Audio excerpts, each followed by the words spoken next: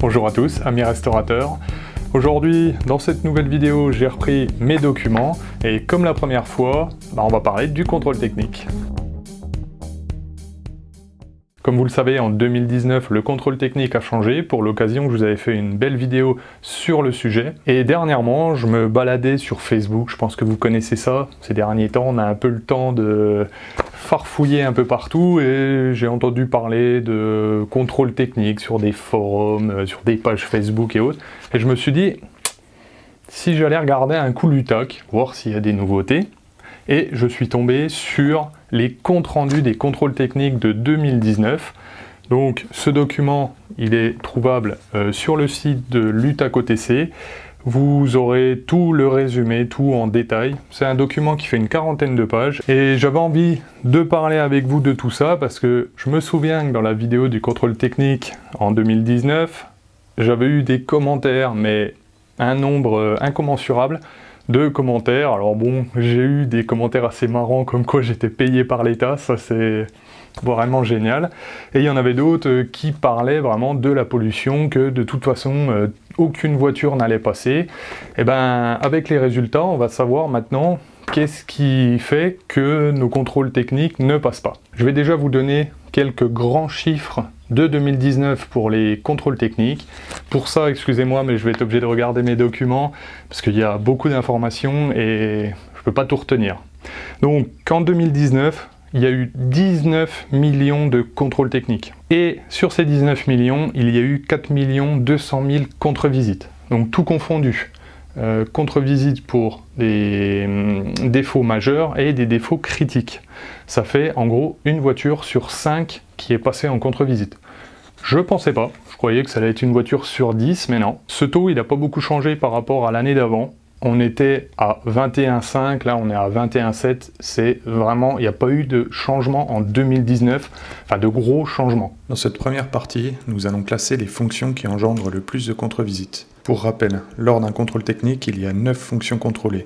Une fonction est un regroupement de contrôle d'une partie du véhicule. Par exemple, la fonction équipement de freinage regroupe tous les tests, comme son nom l'indique, du freinage. La première des fonctions qui est la plus haute en contre-visite, on pourrait croire que c'est la pollution, comme on me l'a mis dans ma vidéo sur les contrôles techniques, mais en fait, celle qui a le plus de contre-visite, c'est la fonction de l'essieu.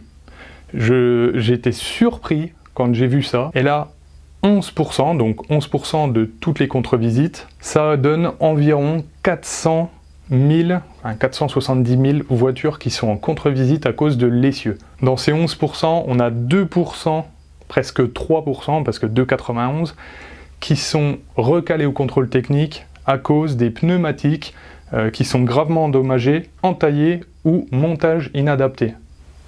3%. Ça fait un tiers de 470 000, ça doit faire dans les 120 000 et quelques voitures qui ne passent pas le contrôle technique à cause des pneus. Pour moi, c'est choquant. Je trouve ça choquant. On a 125 000 personnes qui emmènent leur voiture au contrôle technique sans vérifier les pneus. Moi, je me pose des questions. Je sais que sur ces 120 000 personnes, il y a beaucoup de personnes qui n'y connaissent rien, donc eux, ils peuvent rien y faire. Mais je pense que regarder un pneu, c'est donné à tout le monde. Mais vraiment à tout le monde. Donc là, moi, quand j'ai vu ce résultat-là, j'ai dit, mais c'est pas possible. Ensuite, on a 2,45%. Donc ça donne à peu près les mêmes volumes. Hein. On doit être à 100 000 personnes, enfin 100 000 voitures. Pour atteindre de l'indicateur d'usure de la profondeur des sculptures des pneumatiques. On est à 200 000 à peu près, 200 000 voitures. 1,77% pour usure excessive des rotules de suspension. Ça, je peux l'accepter parce que c'est vrai que là, il faut y connaître. Il faut savoir aller sous la voiture, tester sa rotule. Ça, vraiment, celle-là, je peux l'admettre. 1,47% pour mauvaise attache des ressorts ou stabilisateurs au châssis ou à l'essieu, ça c'est pareil, il faut s'y connaître, donc là il n'y a pas de souci. Mais ça fait quand même 250 000 personnes qui ne regardent pas leurs pneus. Moi, je trouve ça énorme. Et bien sûr, pour arriver à 11%, Il y a des petites choses, mais qui ne sont pas notées dans le compte-rendu, parce que je pense que c'est pas significatif. Ensuite, le groupe qui est juste en dessous, ça va être la fonction des feux. 10,52%, donc ça fait en gros 450 000 voitures aussi, ont des problèmes sur ce groupe-là. Donc, feu, dispositif réfléchissant et équipement électrique, vous voyez de quoi ça parle. 5,5% pour une orientation d'un feu en dehors des limites prescrites par les exigences. Je suis d'accord, ça c'est vrai, il faut le contrôler avec une machine, ça c'est sûr. Mais rien n'empêche de temps en temps de faire contrôler ces feux. C'est vrai que c'est la panne qui est un peu bête, donc celle-là on peut la tolérer, mais il y a un moment où il faut quand même voir, quand on voit que le feu il est là-haut et puis l'autre il est tout en bas, il faut faire quelque chose quand même. Là on arrive dans des trucs aussi incompréhensibles.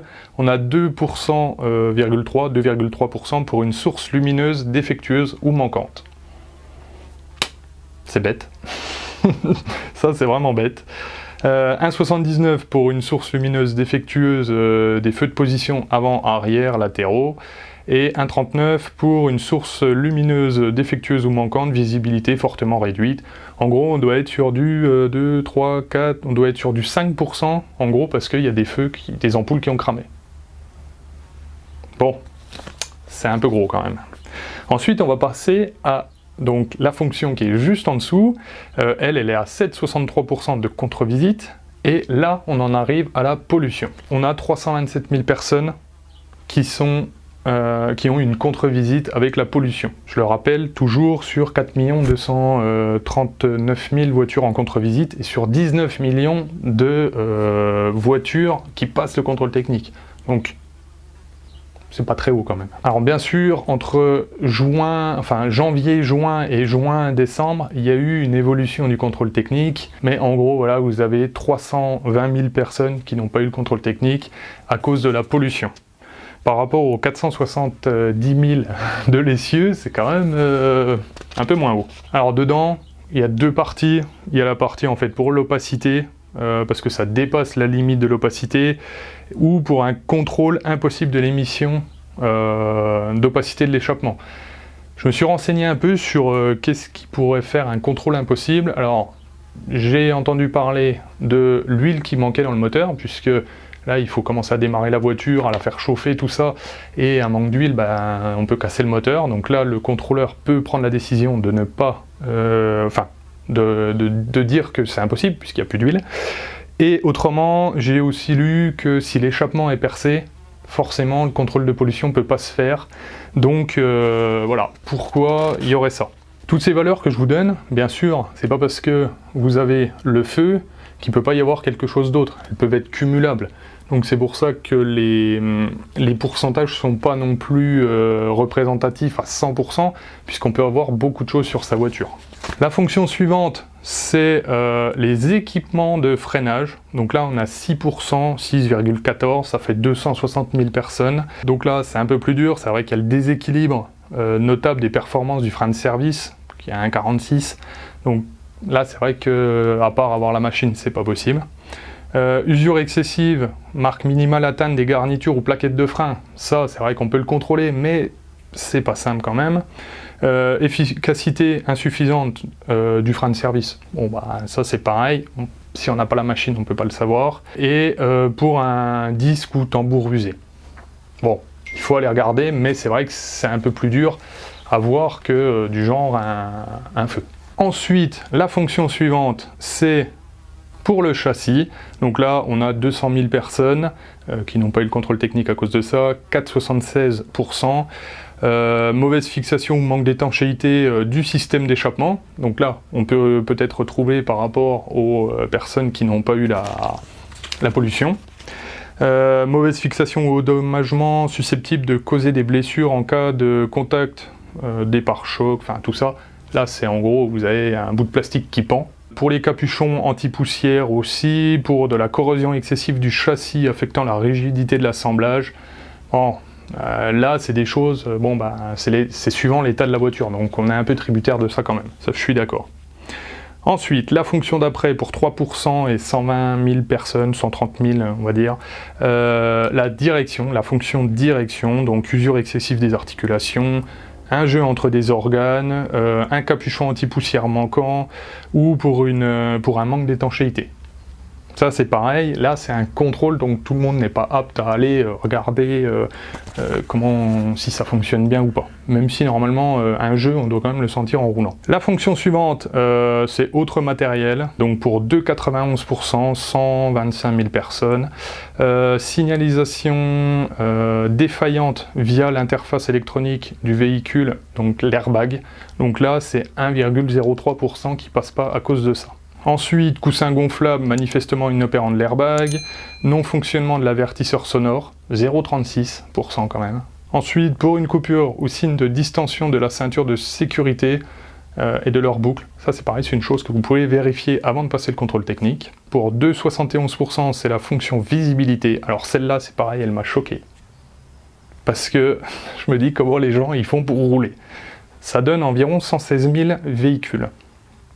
Un balai d'essuie-glace manquant ou manifestement défectueux. Comment vous faites pour utiliser vos balais d'essuie-glace s'ils sont défectueux ou manquants? Là, je comprends pas. Lave-glace inopérant du pare-brise. Ça, c'est pareil. Alors, je le comprends parce que c'est vrai qu'il suffit qu'on passe le contrôle technique en été ou printemps, on n'utilise pas trop son lave-glace et c'est vrai qu'on tire et puis, ah bah mince, il n'y a plus de produit. Ça, je suis d'accord quand même. On peut vite se faire avoir. 1,5% pour un miroir ou dispositif inopérant, fortement endommagé ou mal fixé des rétroviseurs. Bon, ça se voit quand même, ça se voit quand on monte dans une voiture. 0,35 pour un vitrage fissuré ou décoloré à l'intérieur de la zone de balayage des essuie-glaces ou vision des rétroviseurs. Voilà, il n'y a rien à dire. La fonction suivante, c'est l'identification du véhicule pour 1,18%, ça fait en gros 50 000 véhicules. 1,5% pour une inscription manquante ou illisible d'une plaque d'immatriculation, ça c'est pareil, c'est le contrôle un peu bête, mais faites bien attention à vos plaques d'immatriculation, quoi. De toute façon, en fait, j'ai une bêtise, mais cette fonction-là, c'est presque que la plaque. Donc, plaque illisible, plaque non conforme, plaque manquante ou mal fixée, immatriculation ne correspondant pas au document du véhicule. Alors ça, si ça c'est pas de l'arnaque, là il y a une arnaque à 0,08%, il y a un truc. Mais voilà, 50 000 véhicules ne passent pas juste à cause des plaques d'immatriculation. C'est pour ça que ce compte rendu, en fait j'adore, parce qu'on voit vraiment tout ce qui fait les grandes lignes d'un contrôle technique. Et c'est super intéressant. Alors bien sûr, je dis pas que les gens sont bêtes, hein. Ils passent leur contrôle technique, même moi je me suis fait avoir sur des bêtises, mais ça me prouve bien quand même que, regardant un minimum sa voiture, on peut éviter, je pense, un tiers des contrôles techniques qui sont refusés. Je pense qu'un tiers peut y passer. Maintenant qu'on a vu toutes les fonctions, donc il y en a 8 normalement, dedans on a tous les tests qui sont effectués. Il y a un résumé qui a été fait en fait de tous les tests, donc un par un, et en fait il y en a 1, 2, 3, 4, 5, 6, il y en a 6, les plus gros qui vont donner des contre-visites. Donc le premier pour 240 000 véhicules, pareil c'est arrondi, hein. L'orientation des feux de croisement en dehors de la limite prescrite par les exigences, ça c'est le plus haut. C'est le contrôle qui donne le plus de contre-visites. 240 000 véhicules, direct, bim, allez, ça c'est fait. Et je pense qu'il va falloir commencer à vérifier ces feux. Ça pourrait éviter quand même beaucoup de contre-visites. Le point suivant, on en arrive à la pollution, donc pour 3,28, c'est l'opacité dépasse la valeur de réception ou instabilité des mesures d'opacité. Alors ça c'est sur 6 mois, donc forcément l'année prochaine les valeurs je pense vont monter, mais voilà, c'est assez haut quand même. Donc 140 000 véhicules pour la pollution. Ensuite, là, moi je n'arriverai jamais à le comprendre celui-là, 124 000 véhicules qui ont été refusés pour un pneumatique gravement endommagé, entaillé ou un montage inadapté. Ensuite, 108 000 personnes pour l'opacité dépassant les limites réglementaires ou l'instabilité des mesures d'opacité. En fait, ça va avec le deuxième. Donc c'est pour ça que je dis que l'année prochaine, ça risque de monter, parce qu'on est à 2,53% pour celui-là. Le précédent, le deuxième, donc que je vous ai dit, il était à 3,28.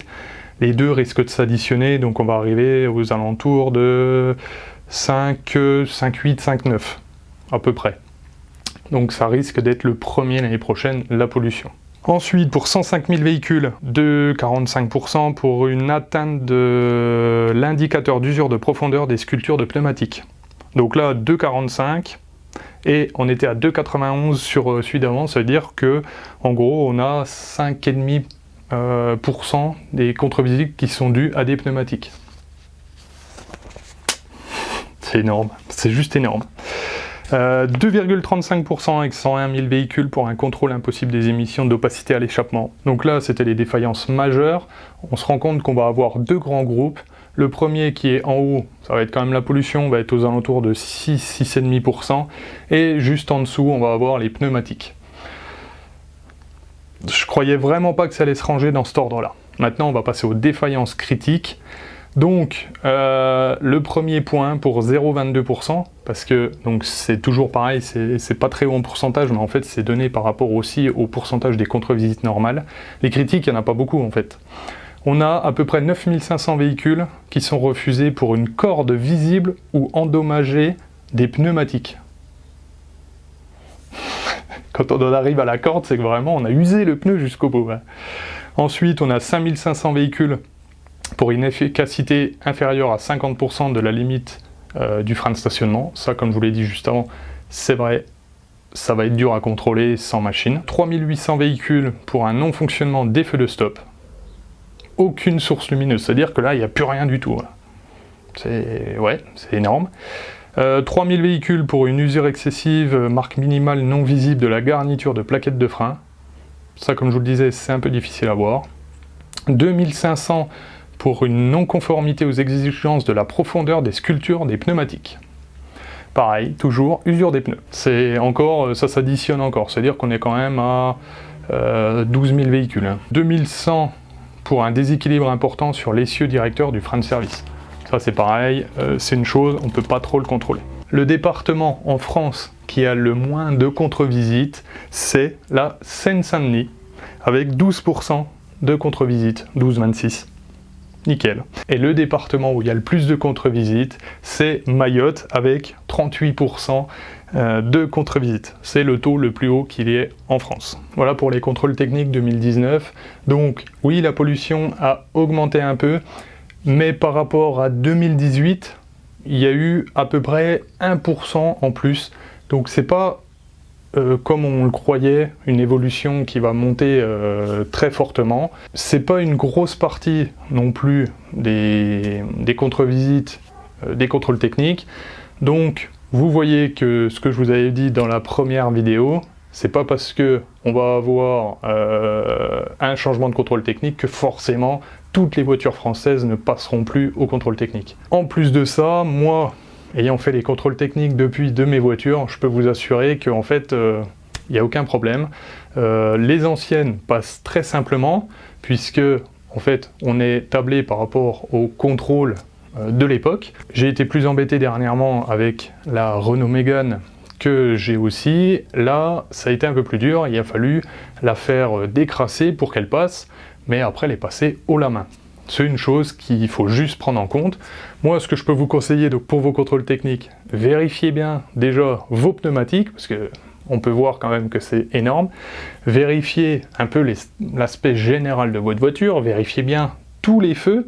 Si vous avez la possibilité, allez faire régler un petit coup vos feux dans un garage agréé. Des fois, il y a des promotions pour pas trop cher. Déjà, vous aurez une bonne partie qui sera valide pour votre contrôle technique. N'hésitez pas dans les commentaires à me dire si vous avez été embêté avec le nouveau contrôle technique ou pas.